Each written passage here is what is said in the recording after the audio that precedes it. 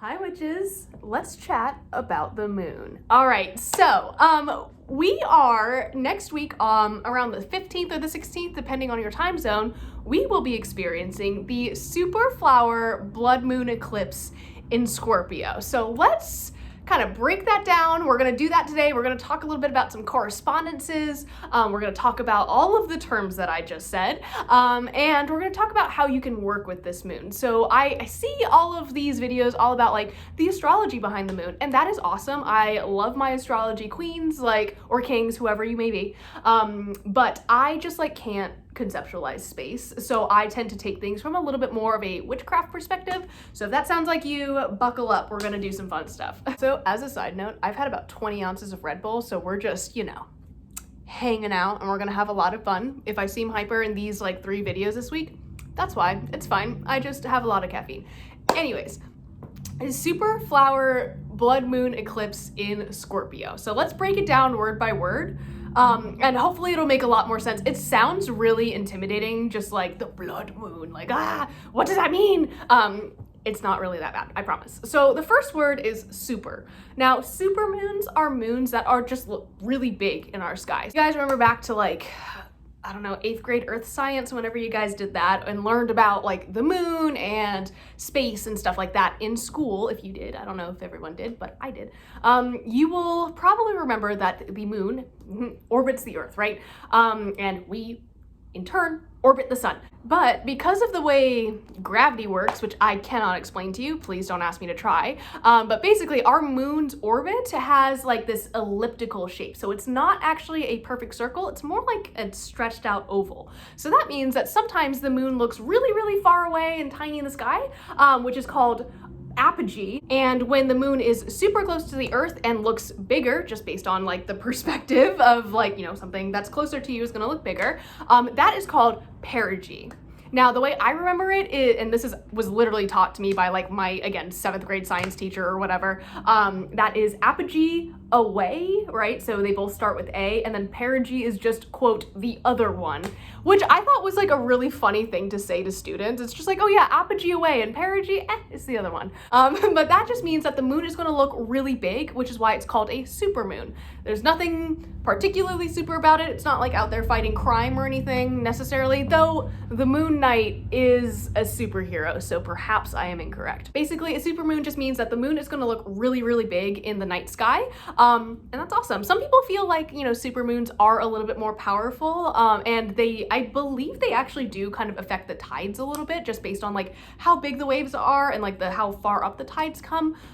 Please fact check me on that. I am not a scientist. But some witches do believe that when the moon is a supermoon, that your magic will be a little bit more powerful, and I tend to feel that way as well. So yeah.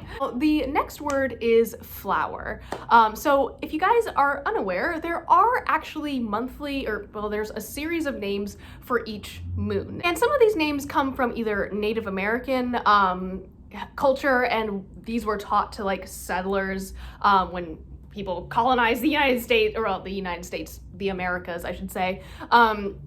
And some of them actually come from Europe. So there's a lot of commingling. I would recommend looking at the Farmer's Almanac, as well as I will try to link some links to places that you can learn a little bit more about the Native American names, just in case you are curious. I find that it's good to look at the name of the moon used by the people whose lands you're living on, just to like acknowledge it. I tend not to use it, but the generally accepted name for this moon is the full flower moon. So May's moon is often called the full flower moon, because this is when flowers are blooming, you know, like April showers bring May flowers, we have a flower moon. Other names for this moon include the dancing moon, the milk moon, the planting moon, the hare moon, the blossom moon, which is pretty close, and the moon of mulberry. So I will link all of those awesome names down below. Definitely just like check it out. And if you are an indigenous person or maybe of Native American heritage, like, I don't know, maybe that's like a cool new resource. We have super and flower. So we have the moon's gonna be really close to us. It is May. The next word is blood, which sounds spooky. It's fine. It's really not. So we are going to be experiencing a lunar eclipse with this moon. Now, some witches get a little bit, iffy about whether or not they want to practice during an eclipse. I personally prefer to. There's a lot of witches feel like there's a lot of chaos in eclipse, and I can 100% agree with that, but also sometimes I feel like my life really needs that because I am an earth sign. I'm so deeply rooted and just like white knuckling it like through life that sometimes I feel like I need to have a little bit of that control taken away from me because otherwise I will plan and color code my whole life. I'm a Virgo, in case anyone is new here. Okay, so during a lunar eclipse, the earth actually passes between the moon and the sun. So we had a solar eclipse with the new moon, and the moon blocked out the sun for a lot of people in, I think, like the southern hemisphere. Solar eclipse, the earth is passing between the moon and the sun. So the moon is here, the earth is here, and the sun is here, meaning that the sun's light is not directly reflecting against the moon, which gives it that silvery glow that we all know and love as witches. But instead, it's gonna be kind of like this reddish color. So there's a lot of science behind that I, to be honest with you, do not fully grasp. So if you are interested in that, there are tons of videos out there that break it down like in childlike terms that I still was like, I like colors like that, but the reason that it's called a blood moon is because it's gonna look red. So depending on where you are in the world, the eclipse is going to happen either on the 16th or very close to midnight on the 15th. So if you are like me, I'm probably gonna stay up and do some actual witchcraft under the darkness, the light, whatever that might be, of the eclipse. I have seen a couple lunar eclipses. Those are the ones that you actually can look at. You should never look directly at a solar eclipse unless you have those special glasses. Did anyone else remember like going outside and seeing that eclipse like a couple years ago? I had so much fun with that. I was like at college because I was a tour guide. That was like my on-campus job. And I got to like hang out with like a bunch of the art professors, and they were like, hey, we made these glasses. Do you want to look at the sun? And I was like, of course I do. So we all it was me and like the rest of the art faculty. It was really, and a friend of mine, and it was like really, really fun. So love space. Now the final part of this is the fact that the moon is going to be in the sign of Scorpio, which is the opposite of the sign of Taurus. So Scorpio is kind of that dreamy, very intense water sign that we see kind of in October around Halloween. Scorpios are known for just being very intense and really intimidating people. I have a Scorpio rising, so like I guess I project that energy, but like I'm a dork, so I don't know. But like I guess like I just have really good RBF. I don't know. The sign of Scorpio is primarily, I would say, and astrologers feel free to disagree with me, that is a-okay. But I feel like this sign of Scorpio is primarily associated with transformation and kind of like this rebirthing aspect. I don't know if that makes any sense, but I really, really associate that sign of Scorpio with transformation. So that's kind of what I'm going to be focusing on. Combined with the fact that it's a super moon, it's also a blood moon, I'm just like, fix me, please, like make something happen. But I totally understand if you do not want to practice. Again, a lot of witches find that the energy is just like too chaotic. So if you are feeling called to have like a rest day on Monday or like a self-care day, do it. Like treat yourself. Love yourself, please, and we will see you when we're not in eclipse season for more fun stuff. So no worries, you guys.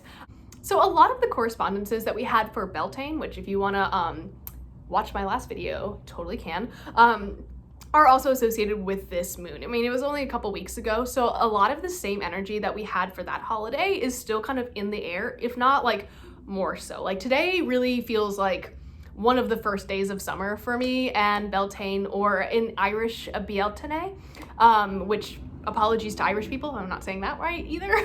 I'm trying. A lot of those same principles of like abundance, romance, love, sex, fertility, prosperity, fun, just like wild abandon, I don't know. All of that kind of stuff is very much associated with this moon. Now, I used a lot of green for my Beltane altar. I conversely, because this is like a blood moon, I would use colors like pink and red, orange, kind of those fiery colors, to kind of represent, you know, the moon above, right? So like as above, so below on my altar, or to kind of represent the sun. Now you can absolutely use like greens and a lot of the other colors that you used for Beltane as well. There's not really like a right way, or like if you use a green crystal or whatever on your altar, you're not going to be like smited by the universe, don't worry.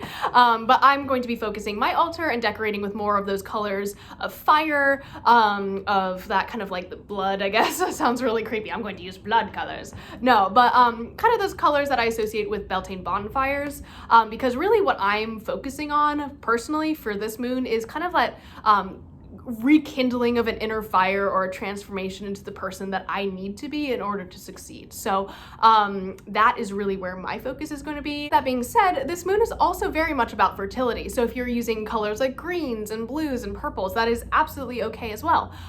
Being the full flower moon, this is very much associated with abundance and kind of this blossoming, this planting of seeds, if you will. So it's also a really great time to focus on like fertility magic, abundance magic, prosperity magic. If you are someone who is like trying to conceive or start a family, this might be a good time to start that, or at least a significant time if you are a practitioner. I will never like counsel anybody on fertility spells because I just don't feel comfortable doing that, and I just feel like there's too many factors at stake for me to say one way or another. However, if you are looking to do one for yourself and are looking for like a significant date or a celestial event, Beltane is one of them, of course, but also this full moon, this upcoming full moon on Monday, if that works out for you, I don't know, maybe just like indulge a little bit, right? But yes, recommendations for spell work during this moon include sex magic or prosperity magic, fertility magic, if that is something that you are interested in doing or experimenting with.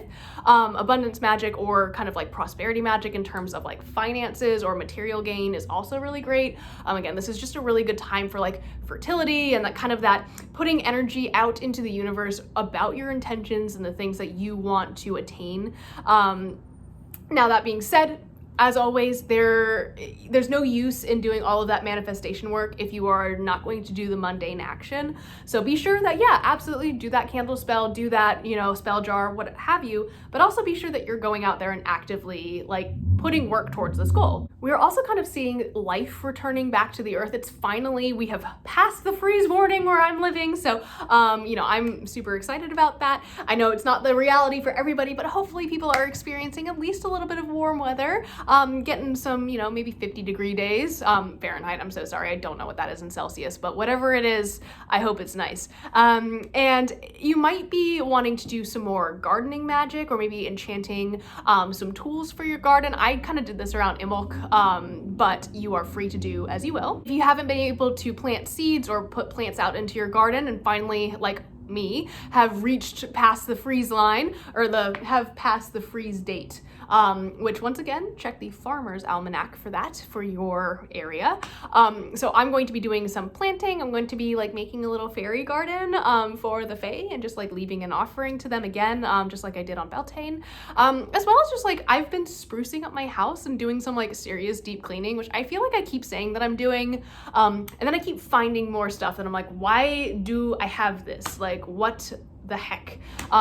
So I'm still in that process, but I'm kind of nearing the end of that and creating the apartment of my dreams, which is awesome. So yes, eclipses can be a little bit chaotic to work during. However, if you are like me and like to live on the edge, we are going to be doing some really great energy work and doing some really empowering work during our next full moon ritual for patrons. So if that is something you are interested in, it's over on my Patreon.